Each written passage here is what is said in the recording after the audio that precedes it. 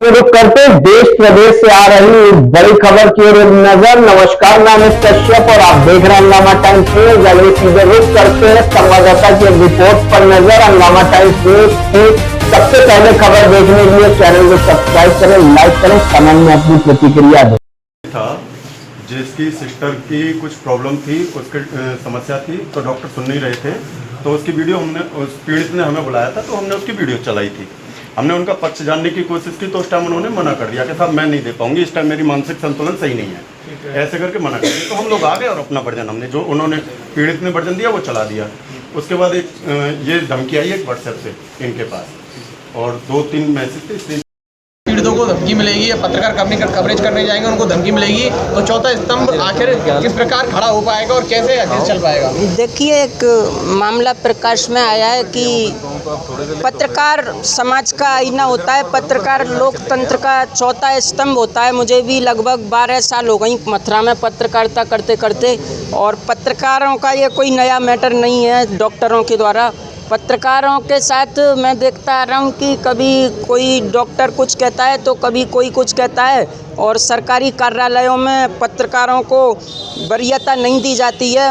मामला यूँ है कुल मिलाकर कि गोपाल ठाकुर और ये अजीत चौहान पत्रकार हैं हमारे, इनको जैन हॉस्पिटल में जो वाक़या हुआ था, उन पत्रकारों को कुछ इनसे बोला गया है वायरल वीडियो चलाने पर। तो ये जो भी मामला है, इस पर मैं मांग करता हूं उत्तर प्रदेश के यशस्वी माननीय मुख्यमंत्री महोदय और भारत की राष्ट्रपति द्रौपदी मुर्मू और हमारे केंद्रीय सूचना प्रसारण मंत्री महोदय से, और हमारे राज्य की राज्यपाल महिला हैं आनंदीबेन पटेल, पूर्व मुख्यमंत्री गुजरात, उनसे और तमाम इन लोगों से मैं मांग करता हूं, मथुरा के जो हमारे जनप्रिय आदरणीय सांसद महोदया हेमा मालिनी जी से मैं निवेदन करता हूं कि पत्रकारों के साथ ऐसा हो रहा है तो आप भाजपा सरकार में अंदाज़ा लगा ही सकते हैं कि जो जनता का आम आदमी है उसके साथ क्या रवैया अपनाया जाता होगा। कहते हैं कि डॉक्टर तो भगवान का दूसरा रूप है, जान बचाता है, लेकिन यहाँ तो समाज का जो आईना है, लोकतंत्र का चौथा स्तंभ पत्रकार कोई खबर दिखाने पर लोग डरा रहे हैं, धमका रहे हैं, तो बताइएगा आप कि ये कहाँ की कानून व्यवस्था चरमराती नजर आ रही है। पत्रकारों का उत्पीड़न किसी भी कीमत पर बर्दाश्त नहीं किया जाएगा। कहाँ से रहे? उस पार से। क्या घटना हुई थी डॉक्टर चारू जैन के हॉस्पिटल में? 1 महीना पहले ऑपरेशन कराया लड़की का जी। ऑपरेशन कराते माते हर तीसरे दिन बुलाते रहे, वो हम लाते रहे, हर तीसरे दिन लाते रहे। फिर बोले कि इसके घाव बन गया। मैंने घाव कैसे बन गया दिखा दो हमें, उसकी माँ दिखा दो। बोले कि नहीं अंदर नहीं जाने देते। मैं चलो कोई बात नहीं, बन जान दो। वहाँ देखते रहे, फिर बोले अब वो दोहर फिर लाना 10 दिन बाद। फिर लेके गए तो मैंने बगैर पूछे ऑपरेशन दोबारा कर दिया। अच्छा। हाँ, तो बाकी इंजेक्शन लगाया और पता नहीं क्या हुआ, गैर होश करके बाकी ऑपरेशन करते हो, बाकी फिर दिक्कत बढ़ गई ज़्यादा। अच्छा, मीडिया को आपने बुलाया था या मीडिया अपने आप? हाँ, हमने बुलवाया, प्रशासन बुलवाया पहले। हाँ, बाकी खातर फिर मीडिया वाले को फ़ोन करा। अच्छा, मीडिया वालों ने आपको कुछ कहने के लिए स्वयं बोला था या आपने स्वयं रखा था? हमने बोला जो है जो घटना घटी है जो। क्या मीडिया ने कुछ ऐसा किया जहाँ के कोई हल्ला हंगामा? ना कोई नहीं। क्या डॉक्टर का पक्ष जानने की कोशिश नहीं की? नहीं, अंदर भी नहीं गए आप तो। नहीं, मीडिया पूछने की स्टाफ से पूछी थी या नहीं? क्या डॉक्टर साहब को बुला दो?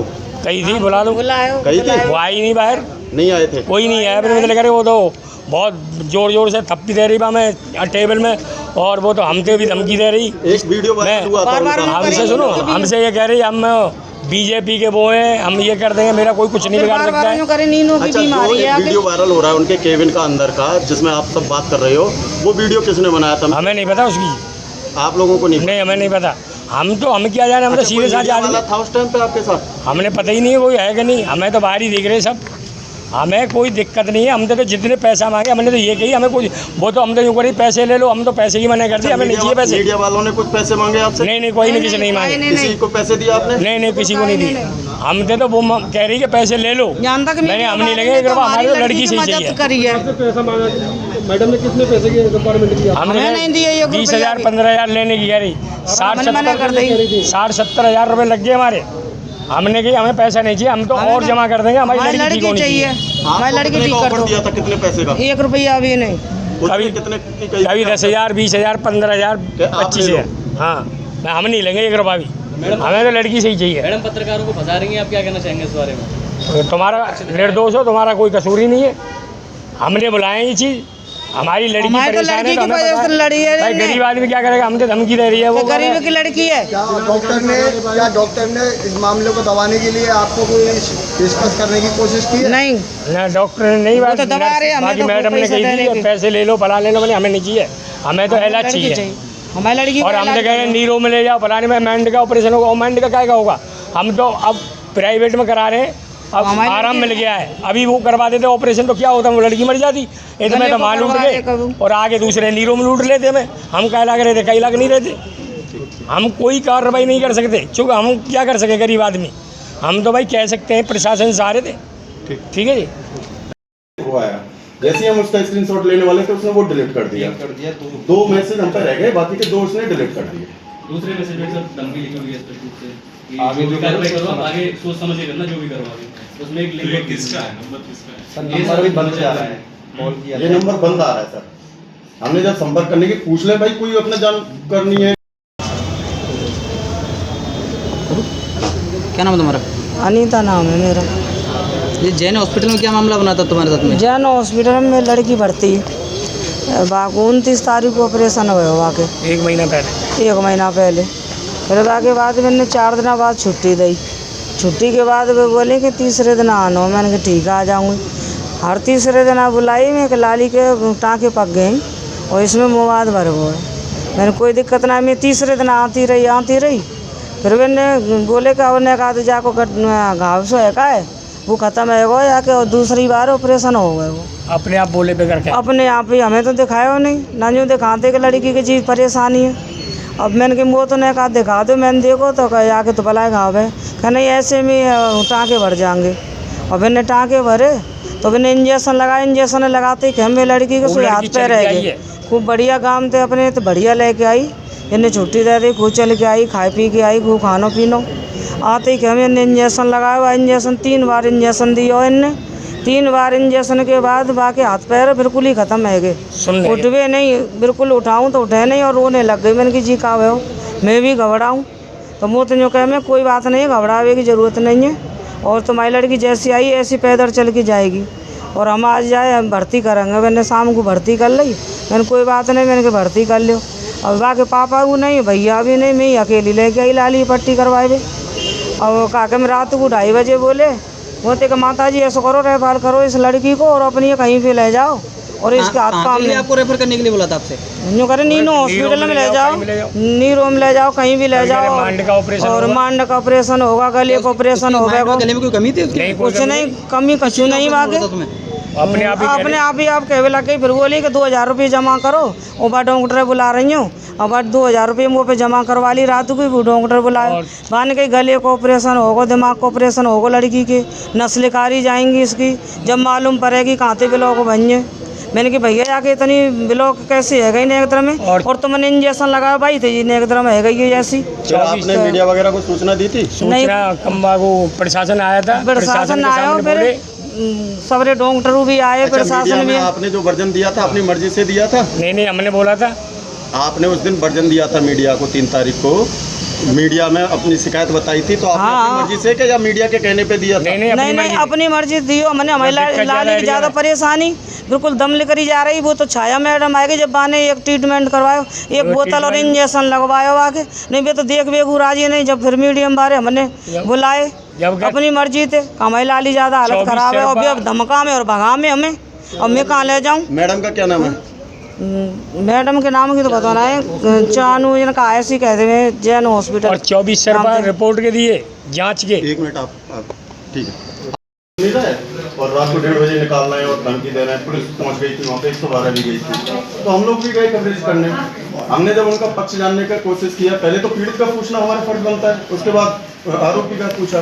तो डॉक्टर साहब के स्टाफ से हमने कहा कि अपना पक्ष रख दें। तो स्टाफ कहता है कि उनकी मानसिक स्थिति इस टाइम सही नहीं है, परिवार वालों ने उन्हें इतना डिप्रेशन में डाल दिया है तो वो वर्जन नहीं दे पाएंगे। हम आपसे आ गए अपना। उसके बाद सोशल मीडिया पे वो लिखती है कि मेरी मीडिया मुझे बदनाम करी है। उसके बाद एक नंबर है इसमें लिखा हुआ है सर, इससे इनको इनके नंबर पे मैसेज आता है कि तुम्हारे परिवार के बारे में पता है। क्या मामला है? एक प्रकरण चल रहा है, जैन हॉस्पिटल है मोहाली रोड पे, उसकी हमारे पत्रकार साथियों ने कवरेज की थी और एक वायरल वीडियो को दिखाने पर पत्रकार साथियों को लीगल नोटिस की धमकी दी जा रही थी जैन हॉस्पिटल द्वारा। और एक नंबर से मैसेज आया, उससे बताया गया कि हमें तुम्हारे घर परिवार की और तुम्हारे घरवाली की, बच्चों की, कहाँ जाते हो, कहाँ बैठते हो, कैसे उठते हो, हमारे अजीत चौहान पत्रकार के पास वो मैसेज आया। या तो आप वो वीडियो डिलीट कर दो या फिर हमें तुम्हारी सारी जानकारी है, हम तुम्हारे खिलाफ कार्रवाई करेंगे और 2 दिन में, अगर तुमने कानूनी कार्रवाई की तो 2 दिन में तुम्हें उसका खामियाजा भुगतना पड़ेगा। अच्छा, एक बात करते हैं, लीगल नोटिस की वो हमको धमकी दे रही थी। अगर कोई पत्रकार साथी वायरल वीडियो दिखाता है तो मेरे हिसाब से हिंदुस्तान का हर मीडिया चैनल, हर अखबार या फिर हर पत्रकार दोषी है, सबके पास लीगल नोटिस जाना चाहिए, क्योंकि वायरल वीडियो को दिखाना कोई दोष नहीं है। वो धमकी दे रही थी कि भाई तुमने वायरल वीडियो दिखाई, हम लीगल नोटिस देंगे। ठीक है, आप लीगल नोटिस दीजिए, हम उसका जवाब देंगे। डीएम साहब को क्या मांग करी आपने? डीएम साहब से हमने मांग की है, जो धमकी दी गई है उसमें जांच हो, किसने वो धमकी दी है और जैन हॉस्पिटल के नाम से वो धमकी आई है। डीएम साहब ने आश्वासन दिया है कि उसमें जांच होगी, उचित कार्रवाई होगी, चाहे वो कोई डॉक्टर हो, चाहे कोई भी हो। चौथे स्तंभ को जो धमकी देगा उसके खिलाफ में सख्त सख्त कार्रवाई होगी और जल्दी से जल्दी हमें न्याय के लिए डीएम साहब ने आश्वासन दिया है। हॉस्पिटल में एक सूचना मिली थी कि एक महिला को गलत डोज लगाने से उसकी तबीयत बिगड़ गई। पीड़ित ने पत्रकार साथियों को फ़ोन किया, मथुरा ज़िले में सभी को बुलाया, वहाँ कवरेज करने गए सभी पत्रकार साथी अपने अपने बैनर तले। उसको लेकर एक हमारे पत्रकार साथियों पर धमकी भरा पत्र आया है, मैसेज आया है व्हाट्सएप से कि अगर आप कवरेज करोगे जैन हॉस्पिटल के ख़िलाफ़ तो आपके लिए अच्छा नहीं रहेगा। आज पत्रकार प्रेस क्लब द्वारा यहाँ पर सभी भाइयों ने डीएम साहब को ज्ञापन दिया है, सुरक्षा की मांग की है, क्योंकि पत्रकार साथी जब तक कवरेज नहीं करेंगे तो कैसे आगे बढ़ेंगे, सच्चता नहीं दिखाएंगे। लेकिन यहाँ सच्चता दिखाना उल्टा पड़ चुका है। लोग बाग बड़े उसमें है कि हम लोग कवरेज करें तो करें कैसे, सभी पत्रकार साथी। इसलिए पूरे पत्रकार साथी मथुरा के यहाँ आकर डीएम साहब को ज्ञापन दिया है और जितने भी हमारे पीड़ित पत्रकार साथी हैं सभी के साथ में सभी पत्रकार साथी यहाँ मौजूद हैं और एक साथ खड़े हुए हैं। आपके इस संज्ञान में प्रकरण आया होगा, हाँ, ये क्या मुझे कहेंगे इसके में? देखिए, दुर्भाग्यपूर्ण है और हमारे समाज का ये चौथा स्तंभ है प्रेस। और अगर इनको कोई धमकी देता है, अगर वो उचित बात को दिखाते हैं और उसको वो अनुचित मानते हैं, एक तो गलती करें और गलती पे पछतावा न करके धमकी दें या और लोगों से धमकाएं, तो इसके साथ हम प्रेस के साथ हैं और आपके साथ अन्याय नहीं होने देंगे। चाहे वो चारू जैन हो, चाहे कोई और जैन हो, अगर उन्होंने कुछ करी है पेशेंट के साथ हो जाती है। देखिए, डॉक्टर ईश्वर नहीं है, माना ईश्वर का रूप जाता है, लेकिन गलतियां उनसे भी हो जाती हैं। बहुत से केसेस बिगड़ जाते हैं। मेरे यहाँ तो बहुत बड़ा हॉस्पिटल नियति चल चुका है, तो वहाँ भी लोग मरते थे, ऐसा नहीं है। लेकिन जानबूझ के तो कोई नहीं करता, लेकिन अनजाने में अगर कोई बात हो जाए और फिर जिसकी डोर ऊपर से काट दी, हाँ निलाभ जीवन मरण यश अपयश विधिहात, ये 5-6 डिपार्टमेंट खुदा के हाथ में है। इसमें न किसी डॉक्टर का, न हकीम का, न वैद्य का, न किसी का जोर। तो अगर इसको वो अनुचित मान रहे हैं और बजाय इसके कि आप लोगों से बात करें, अपना जस्टिफिकेशन दें, उनको जस्टिफिकेशन देना चाहिए था कि किस वजह से पेशेंट की हालत ख़राब है, और बजाय उसके वो आपको धमकी दिलवा रहे हैं। तो उनके खिलाफ एफआईआर होगी और उनके खिलाफ सख्त कार्रवाई होगी। मैं आपके साथ हूँ, प्रशासन आपके साथ है। कोई भी पत्रकारों पे या कोई भी इस तरह का अगर कृत्य करता है तो उसके गंभीर परिणाम उसको भुगतने के लिए तैयार रहना चाहिए। हमने उनकी पक्ष रखने के लिए संपर्क भी किया, लेकिन उन्होंने साफ मना कर दिया कि मैं नहीं। क्यों डर रही है?